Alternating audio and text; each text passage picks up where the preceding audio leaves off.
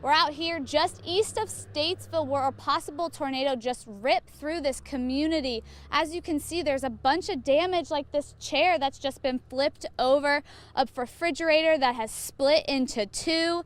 There is just so much debris and trees on the road. Trees literally ripped out of roots. The homeowner told me that he is all right. He was in the house when he heard the lightning strike a nearby tree. When he went outside to check out the damage, he actually spotted the flames coming from this part of the house right here.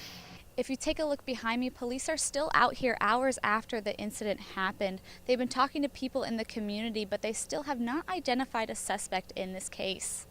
Everyone we talked to was alarmed to hear about these incidents, but none of them seemed too concerned to the point where they would reconsider coming out to Uptown. Trees fallen down and limbs scattered about is what you'll see here in Granite Falls. People spent most of the afternoon cleaning up and are feeling very thankful that no one was hurt. If you take a look behind me, police are still out here hours after the incident happened. They've been talking to people in the community, but they still have not identified a suspect in this case.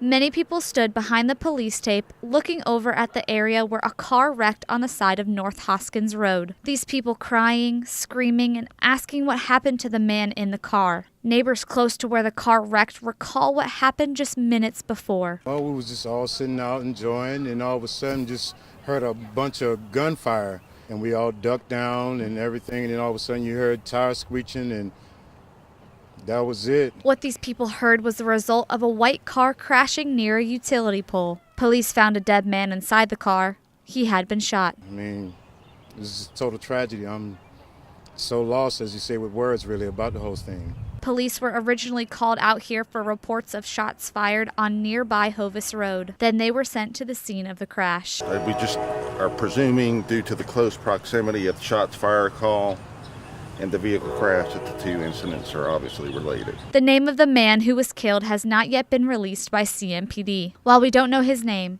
we do know his death marks the 41st homicide in the city of Charlotte. Officers are searching for the person or people responsible.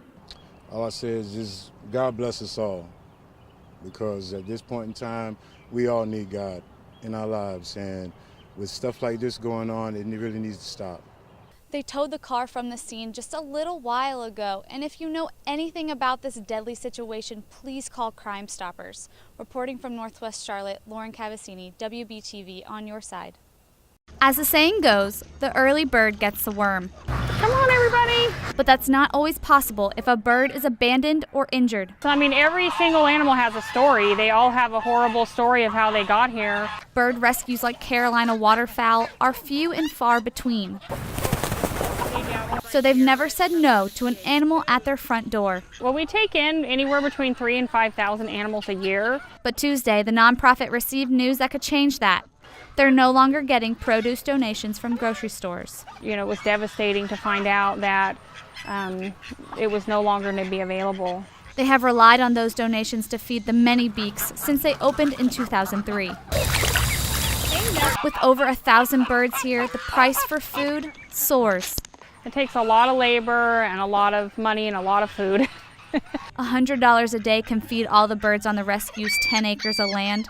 But that's the bare minimum. We see that they go through a lot before they get here. Carolina waterfowl is looking for a solution. But if they don't find one soon, things will change for these feathered friends. In Indian Trail. Here you go, sweet girl. Lauren Cavasinni, WBTV, on your side. Trees fallen down and limbs scattered about is what you'll see here in Granite Falls. People spent most of the afternoon cleaning up and are feeling very thankful that no one was hurt. Heavy rain. It rained so hard. And high-speed winds pounded Granite Falls Wednesday afternoon. The wind blew so hard that you could not see a vehicle running down the road here. Leaving behind a huge mess. It looks like a tornado came through here, for sure. The cause of all this damage, likely just a strong thunderstorm. It was changing directions. But one that left its mark. If you could see where it's ripped from up there, you see where it's kind of new, the new wood.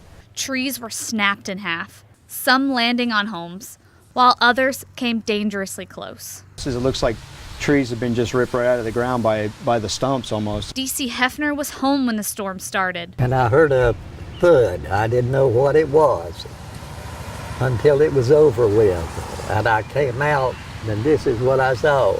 While he can't use his front door right now, he'll take the inconvenience over a hole in his roof. When I saw the way it fell, I said, thank you, Lord, that you blew it away from the house. This isn't the first storm to wreak havoc in Granite Falls, but it is definitely one to remember. It seems like there's a bad weather alley right here. Neighbors hurried to begin the cleanup process, while everything and everyone was looking up. Reporting in Granite Falls, Lauren Cavasinni, WBTV on your side.